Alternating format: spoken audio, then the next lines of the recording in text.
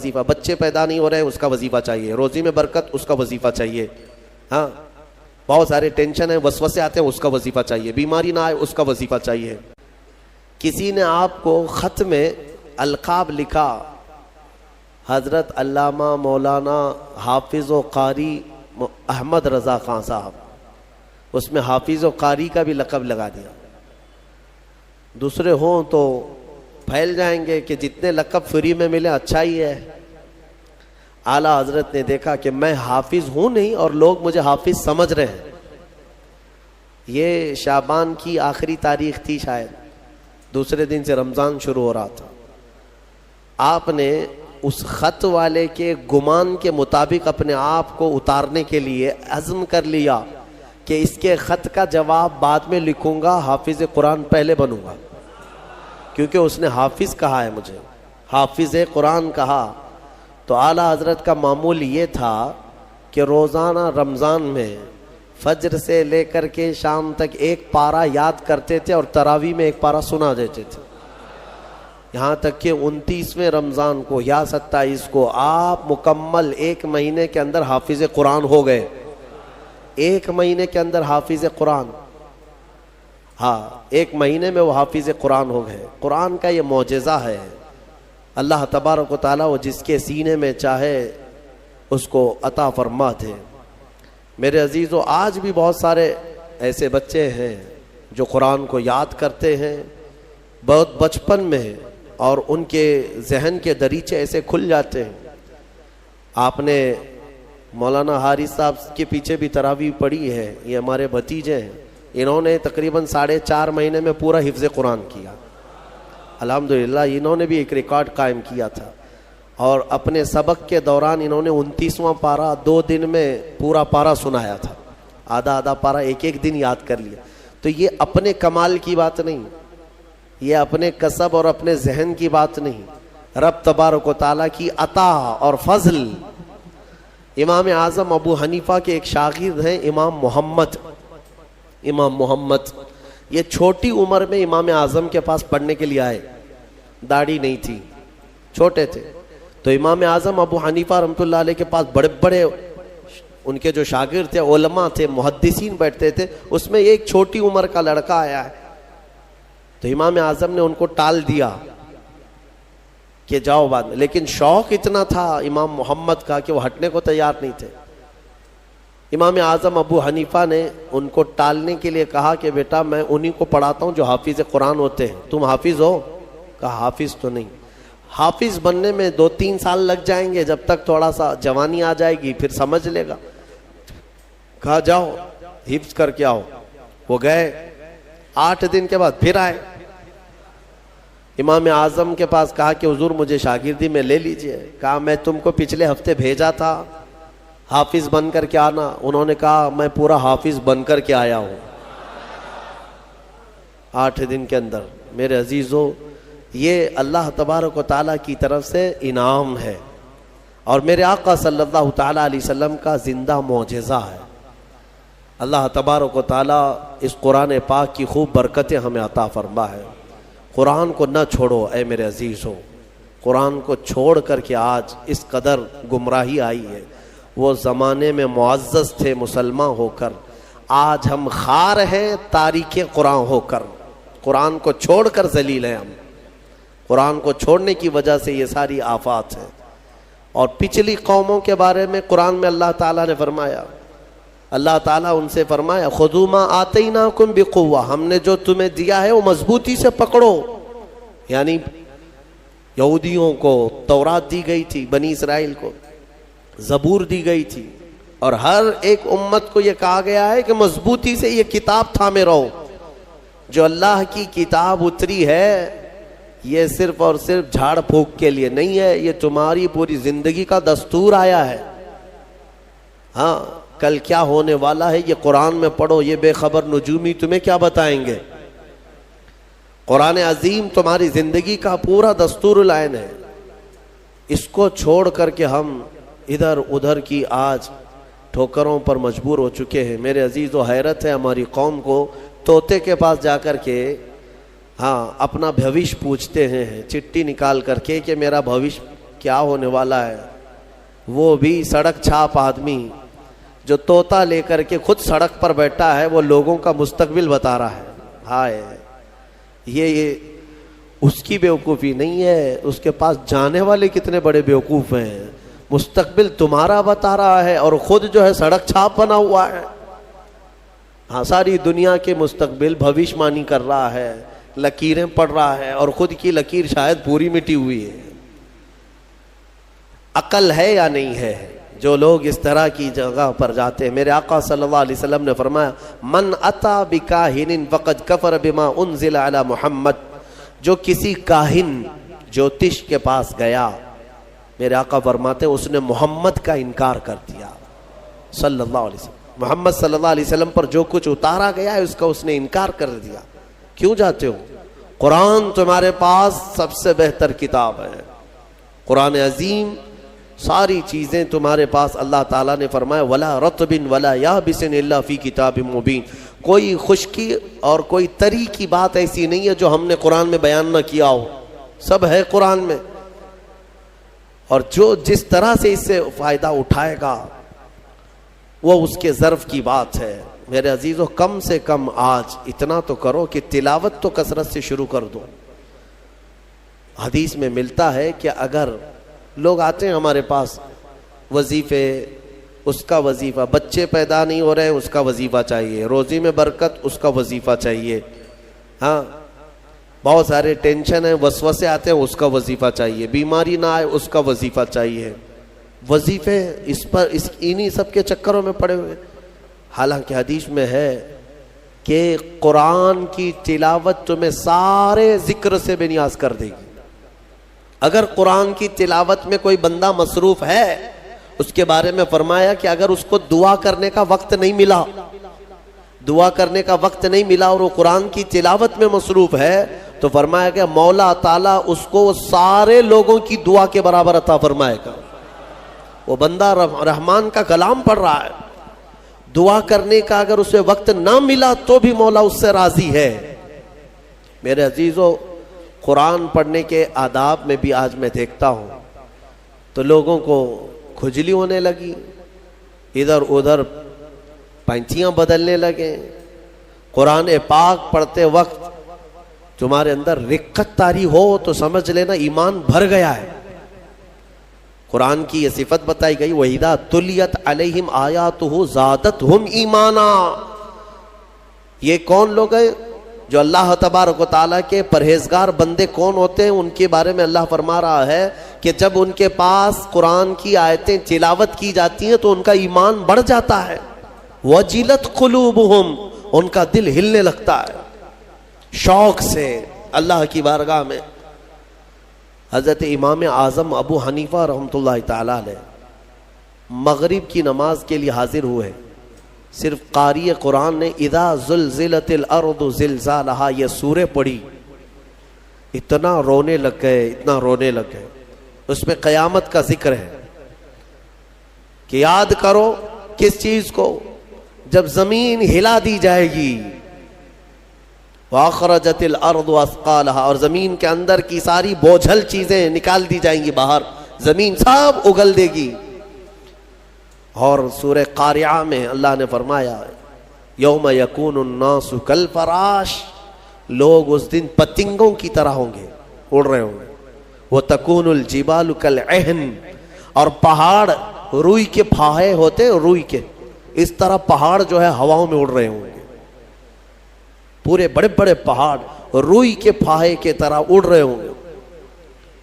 اللہ نے قرآن پاک میں جو قیامت کے تذکرے فرمائے, امام اعظم ابو حنیفہ صرف سورہ زلزال پڑھتے رہ گئے. عشاء کا وقت آیا, عشاء پڑھی, پھر کھڑے ہو گئے, صرف یہی اذا زلزلت الارض زلزالہا, اسی میں رہ گئے.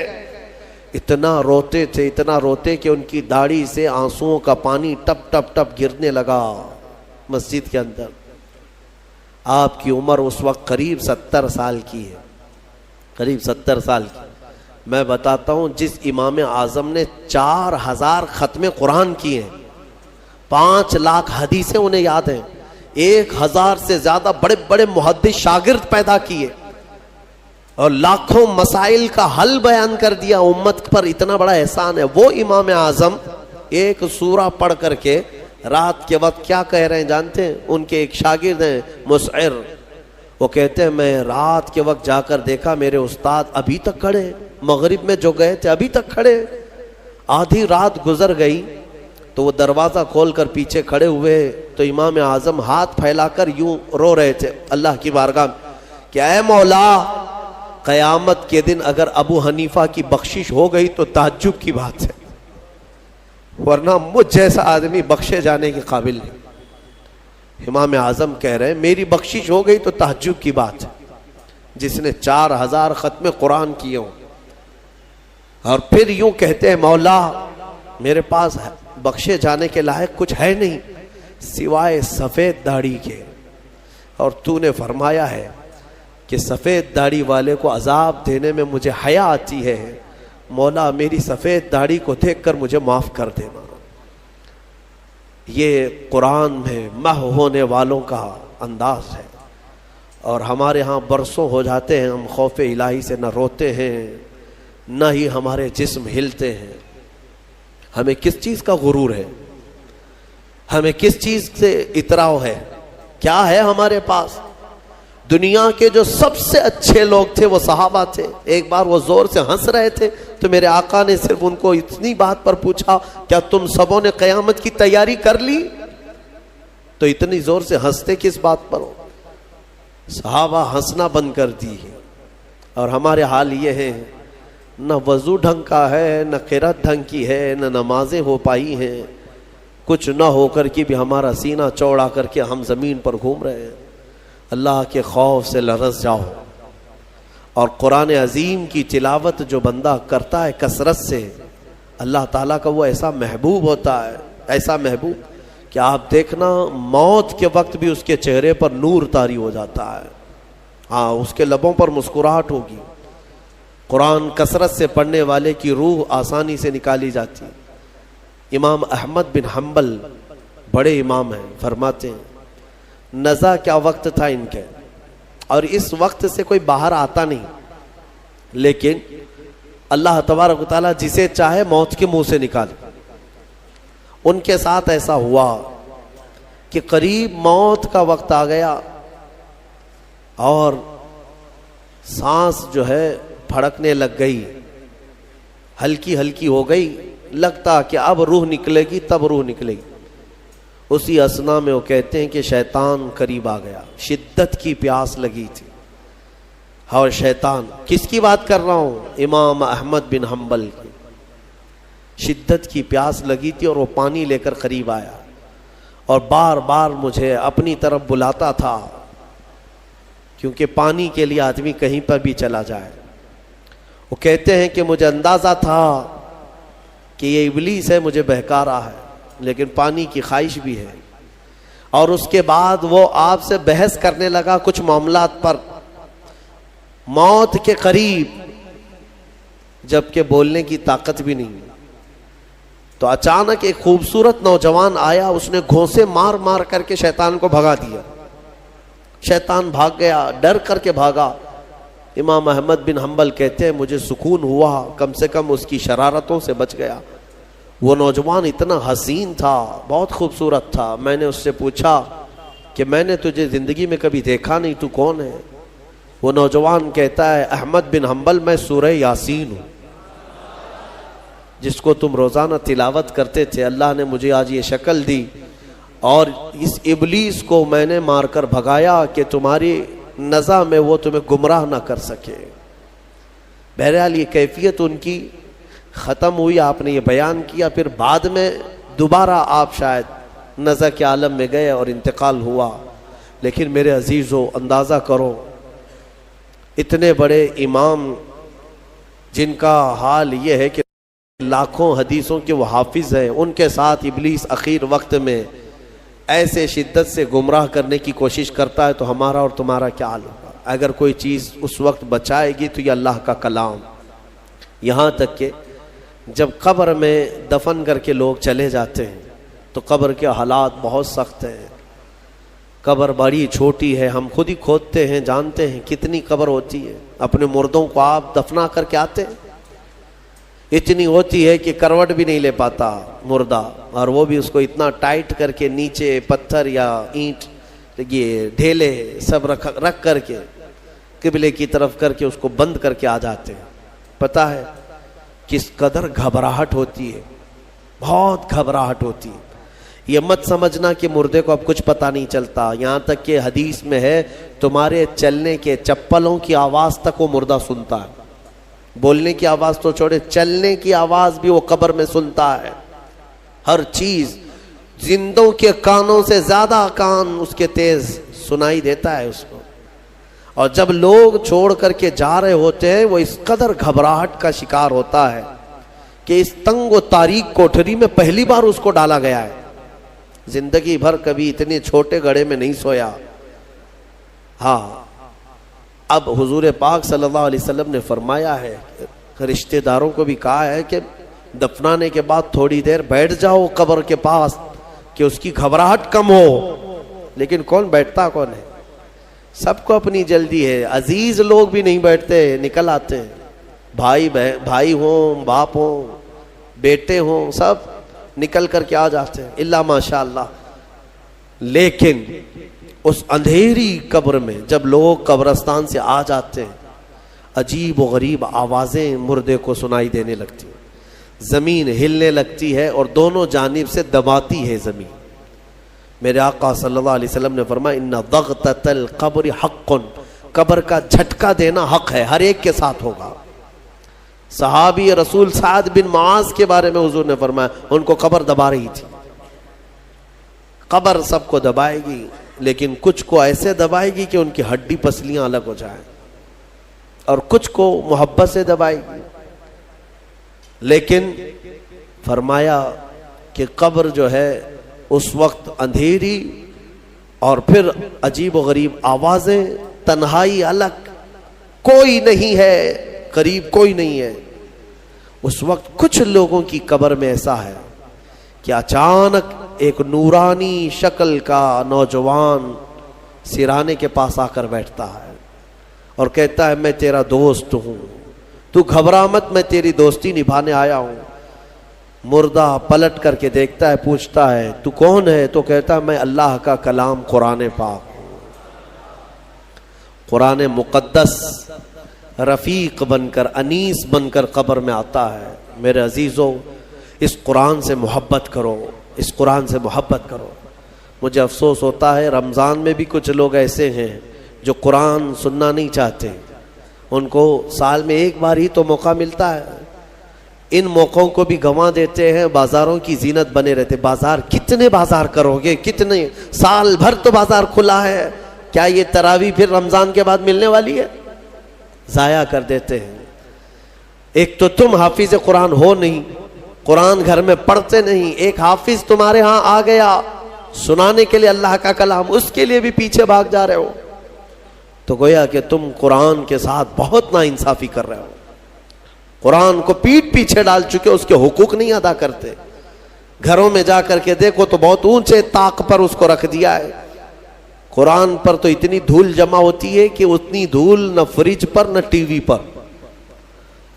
ٹی وی اور فریج اور واشنگ مشین تو روز صاف ہو جاتے ہیں، قرآن پاک پر ہاتھ بھی نہیں لگتا.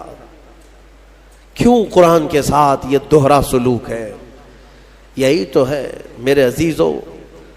درس قرآن اگر ہم نے نہ بھلایا ہوتا، یہ زمانے نے زمانہ نہ دکھایا ہوتا.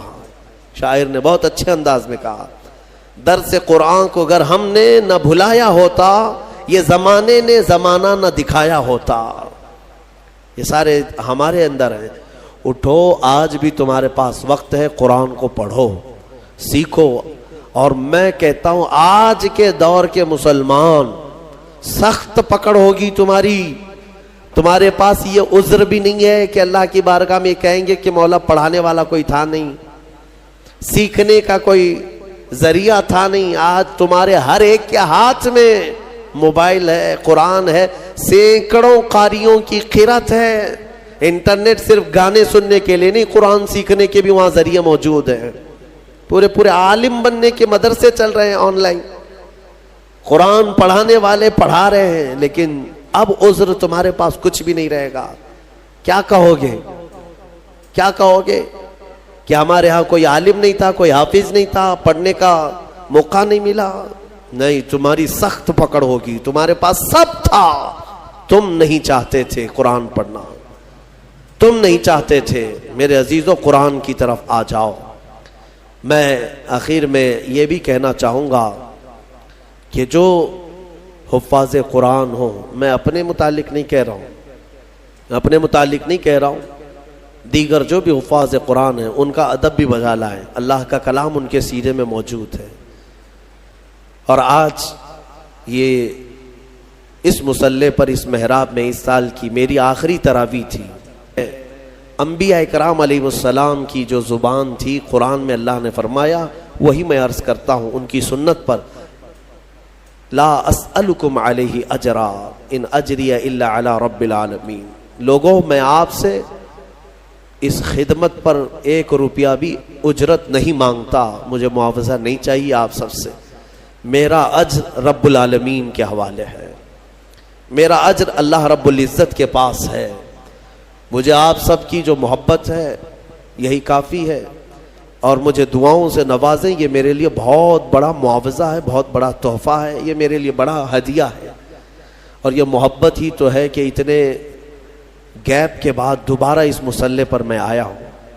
اور جو کچھ بھی ہوں، میں یہاں تک آپ کے پاس بولنے کے قابل ہوں، یہ میرے والد کی تربیت ہے. آئیں، آج میں اپنی اس آخری محفل میں، چونکہ پھر کل سے شاید آپ کے سامنے حاضری نہیں ہوگی، تفسیر کا جو درس پہلے رمضان سے چل رہا تھا آج یہاں پر ختم ہوا.